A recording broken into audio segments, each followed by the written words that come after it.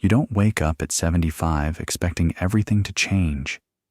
You still enjoy your morning coffee. You still remember your way around the garden. And you still hear people say things like, "You're doing great for your age." But somewhere deep down, a question begins to whisper. What's next? We don't talk enough about what really happens after 75. Not just the aches and the pills, but the quiet math your body starts doing behind the scenes. Because while people may say age is just a number, your cells know better. So does your heart, your balance, your breath. This isn't a fear story, it's a clarity story. Because the truth is, after 75, most people don't pass suddenly. They fade slowly from one of just 5 causes. 5 quiet threats that, more often than not, can be seen coming. And sometimes, stopped. Let's start here. Tom was 76 when he collapsed raking leaves. Fit, social, walked every day. But behind his active life was untreated high blood pressure and a habit of skipping his yearly checkups. "I feel fine," he used to say. But what he didn't feel was the silent pressure building in his arteries, the tiny cracks forming in a system he'd taken for granted. Tom survived that heart attack, but barely. And what he learned in recovery changed everything. That heart disease doesn't always knock. Sometimes it tiptoes until it's too late. That's what this video is about. Not fear, not statistics, awareness. Because you don't need to panic. You need to prepare. After 75, 99% of deaths come down to 5 causes. They're not exotic. They're not rare. They're everyday systems that quietly fall apart, unless you know how to protect them. In the chapters that follow, we're going to explore each of these 5 threats. The silent ones, the sudden ones, the ones that hide behind phrases like, "just getting older." And more importantly, we'll show you how to outsmart them, not with extreme regimens or miracle drugs, but with small, lasting habits that build resilience where it matters most. Because aging doesn't have to mean decline. It doesn't have to mean fear. And it certainly doesn't mean giving up your agency. If you've made it to 75, you've already survived so much. You deserve to understand what your body needs now, not what it needed at 50, not what someone else says you should be doing, but what it truly takes to protect your independence, your strength, and your time. This is the roadmap no one gives you. 5 things to look for. 5 things to shift. 5 ways to live on your terms. For as long as possible. 1. Heart disease. The number 1 cause of death in this age group, often driven by high blood pressure, poor diet, lack of physical activity, and chronic stress. Many symptoms are silent until a crisis, e.g., heart attack or stroke, occurs. Prevention. Manage blood pressure. Eat heart-healthy foods. Exercise regularly. Reduce processed food intake. Of all the causes of death after 75, none are more common or more misunderstood than heart disease. It wears many names: cardiac arrest, heart failure, coronary artery disease. But its most dangerous trait isn't its intensity, it's its subtlety. You'd think something so serious would come with flashing lights, sharp pain, a sense of impending doom. And yes, sometimes it does. But often, it comes quietly. Fatigue, a little swelling in the ankles, a skipped walk here, a skipped heartbeat there. And then one day, the engine that's been beating for 75 plus years just quits. What makes heart disease so deceptive is how easy it is to normalize the signs. "I'm just tired lately. My chest gets tight sometimes, but it goes away. My dad had heart problems too. It's probably just age." But let's pause here. Age isn't the cause. It's the excuse we've been given. Martha, 78, had always been the caregiver in her family. When she started getting winded just going upstairs, she brushed it off as getting older. Then one night she couldn't catch her breath. A trip to the ER revealed she had congestive heart failure, years in the making. Not because she didn't care about her health, but because she thought that slowing down was just part of aging. The truth? Her heart was fighting to do its job with narrowed arteries, overloaded pressure, and too little support. And it had been trying to tell her long before she listened. What could have helped? Not just cholesterol meds or more leafy greens, though those matter, but awareness. Blood pressure checks every 6 months. Heart-healthy movement. Not marathons, but regular walking and light strength work. Reducing salt not just in the salt shaker, but in frozen meals, sauces, deli meats. And perhaps most of all, understanding that I'm fine isn't enough if it means you're skipping the exam that could have caught the warning signs. Here's a hard truth. Many people don't survive their first heart attack. But here's the hopeful one. Most of those heart attacks are preventable. What kills isn't just the disease, it's the delay, the normalizing, the I'll deal with it later. But after 75, later isn't guaranteed. That's not a threat. It's a chance. A call to stop waiting until something breaks. A call to check the engine, even if it sounds okay. Because your heart? It's the one thing keeping time, and every beat it gives you is a gift. 2. Falls and injuries, a major and often overlooked risk. Falls can lead to broken hips, head trauma, loss of independence, and accelerated health decline. Risk factors: reduced muscle strength, balance issues, medication side effects, poor home safety. Prevention: strength and balance training, fall-proofing the home, reviewing medications. You don't think it's going to be a fall that changes your life. A trip, a misstep, a patch of water on the floor. How bad could it be? You've stood back up before. You've stumbled plenty of times. But here's the truth most people don't realize until it's too late. After 75, a fall isn't just a moment. It can be a turning point. Not because the ground is any harder, but because the body isn't what it used to be. Bones are thinner, balance less stable, reflexes a beat slower. And when a hip breaks, a wrist shatters, or the head takes a hit, it's not just recovery that's difficult. It's everything that comes after. After a fall, it's not uncommon for people to lose mobility, to become afraid of walking, to withdraw from everyday activities. Even the confident ones, like George, who'd always been proud of living on his own, can go from independence to assisted living in the space of a single silent slip. George's fall happened in the kitchen.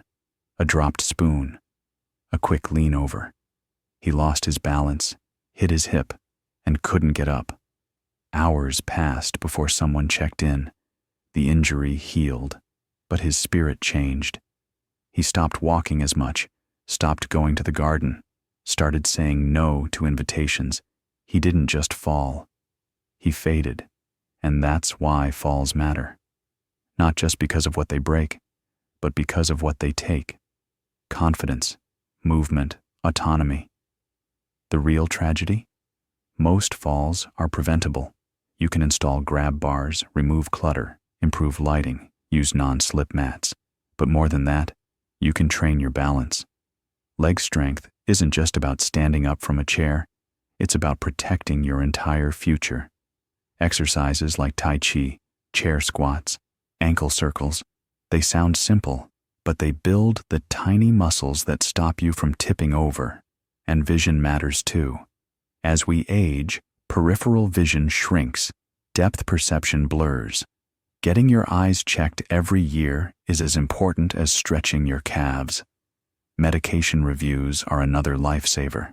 Some pills, especially those for blood pressure or sleep, can cause dizziness or instability.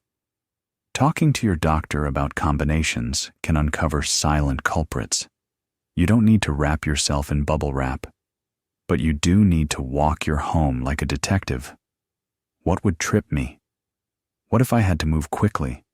Could I reach help if I fell? Because here's the bottom line.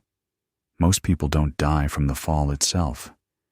They die from what the fall steals: their strength, their freedom, their will to move.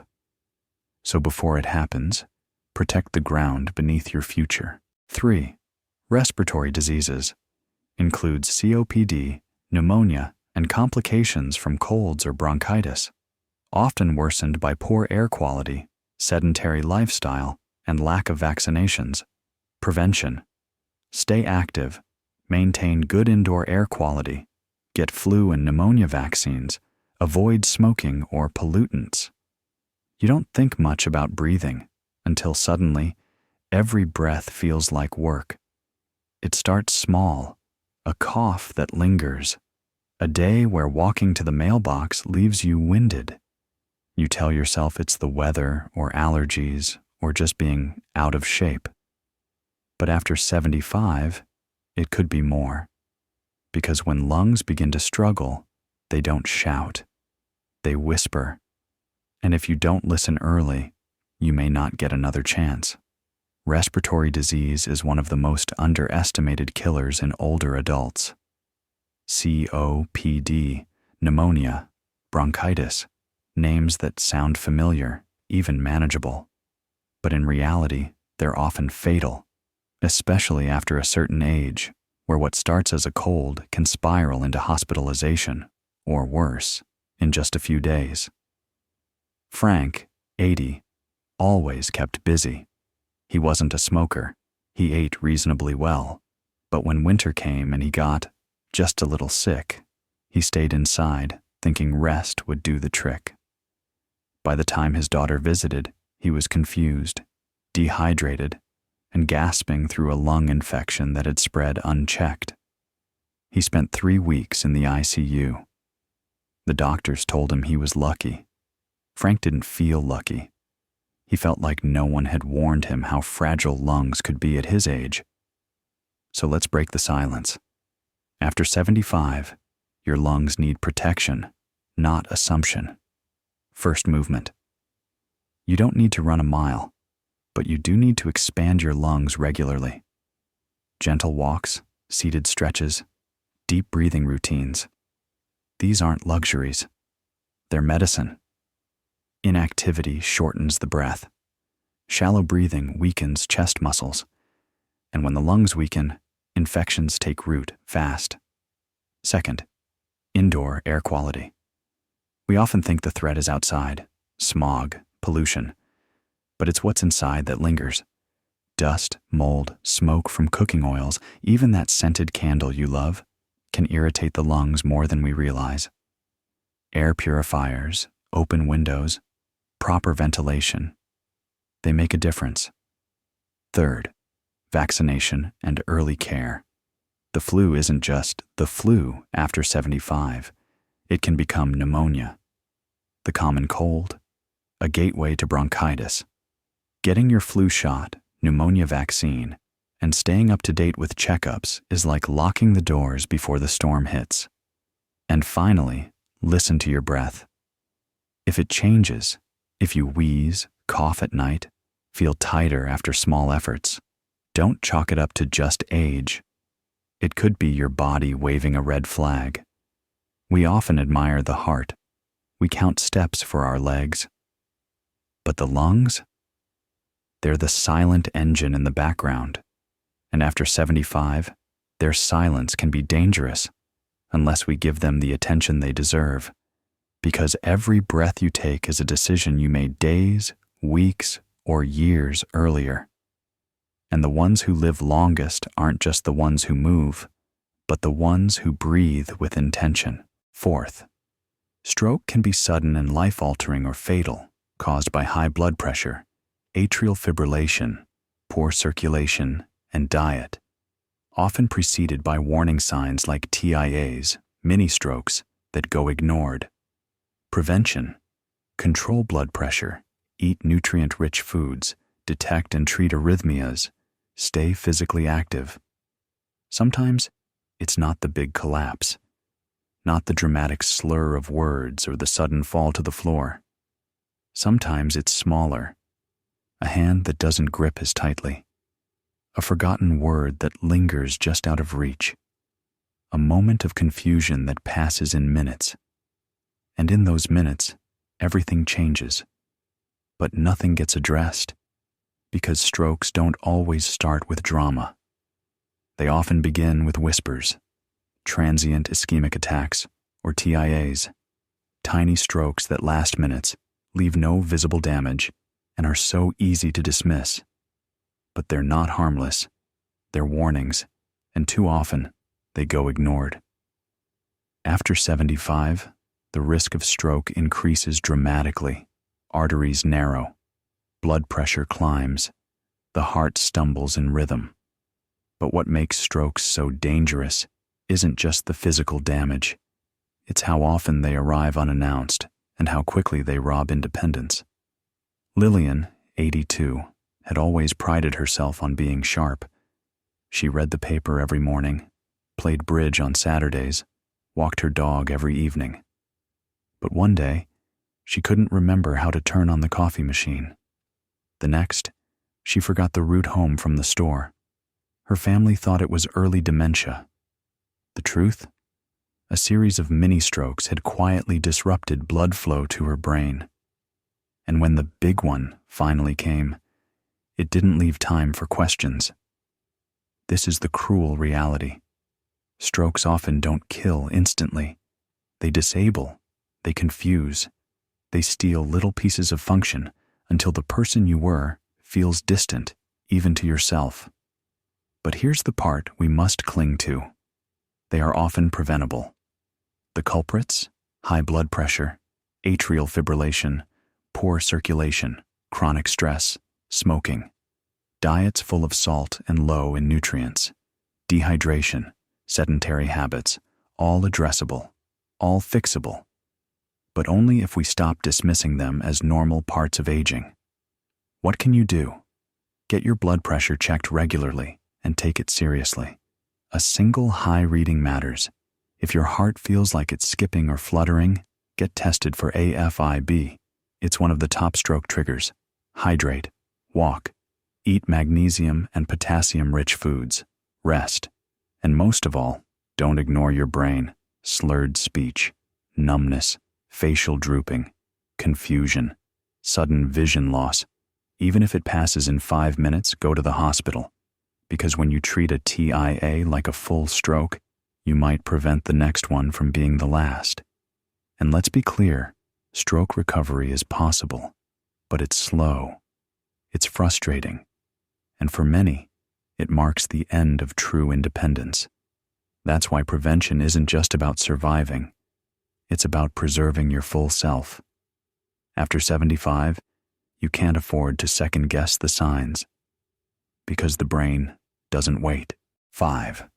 Cognitive decline includes Alzheimer's, dementia, and other memory-related conditions, impairs daily function, increases risk of accidents, and can lead to early institutionalization. Prevention, mental stimulation, physical exercise, social interaction, nutritious diet, e.g., omega-3s, antioxidants, and early detection. There's a unique kind of grief that comes with watching your memories fade while you're still here. It's not the grief of loss, but the grief of forgetting what made you you.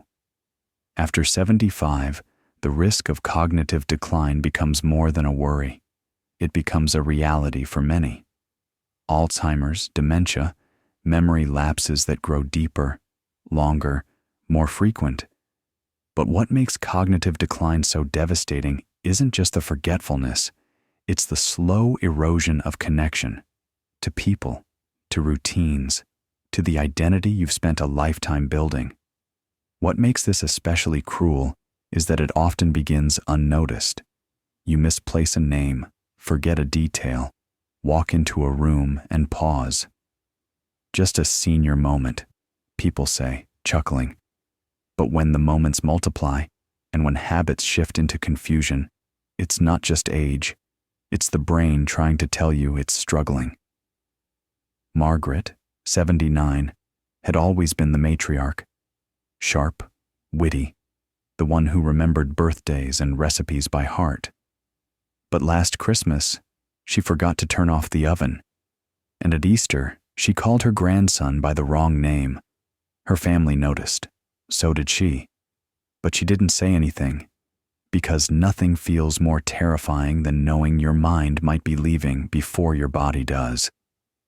But here's the light in the dark. Cognitive decline is not inevitable.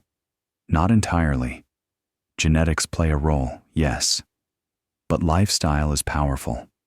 Studies show that physical activity, social engagement, a brain-healthy diet, and lifelong learning can slow decline dramatically. It's not about solving puzzles or downloading brain games. It's about staying involved in life in ways that challenge your mind gently and regularly.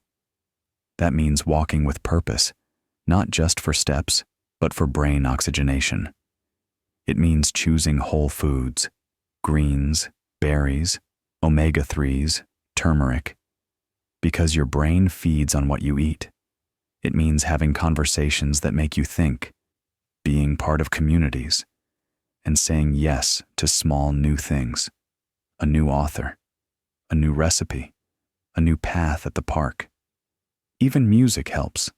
Songs from your youth are stored in deeper parts of your brain and can unlock memories when other things cannot.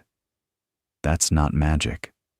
That's neuroplasticity, your brain's ability to adapt, even late in life. But to fight cognitive decline, you must notice it early and act with intention. Keep a memory journal. Track changes. Talk to your doctor when things feel different. Early intervention can make the difference between decline and stabilization. And remember, losing words doesn't mean you've lost wisdom. Losing a name doesn't mean you've lost love. The mind may shift, but your worth never fades. So if you're over 75 and worried about memory, don't fear it in silence. Walk toward it. Feed your mind. Speak your truth. Stay connected. Because the brain is not a glass. It's a garden. And with the right care, it can still grow. If you've made it this far, you might be feeling two things at once: concern and clarity. That's the tension we live with after 75. We begin to see time differently, not as a road stretching far ahead, but as a gift handed one day at a time. And it raises the question, what now?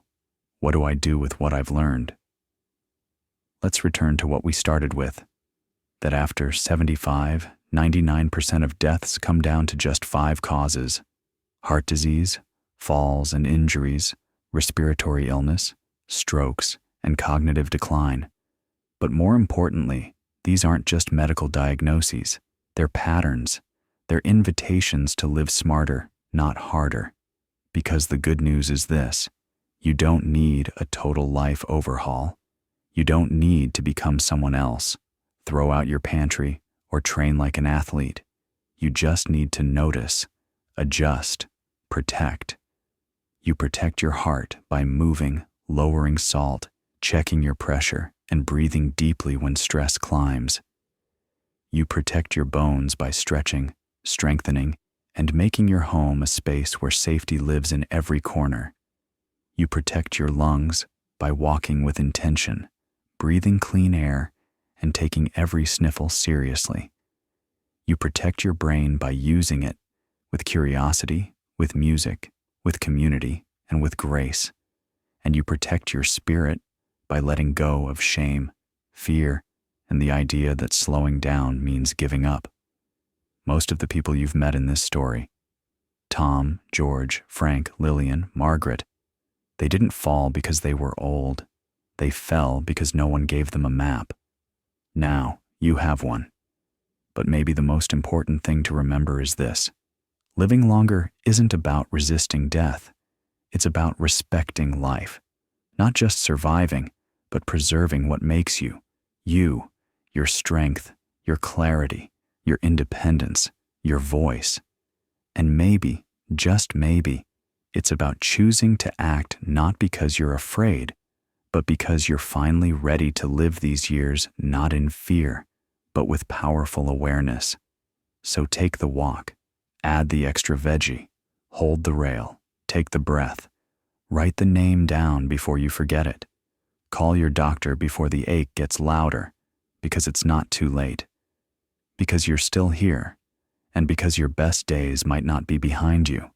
They might be the ones where you simply feel safe, strong, and seen. You don't need to fear the 5 causes. You just need to understand them. And once you do, you get to live, not by chance, but by choice.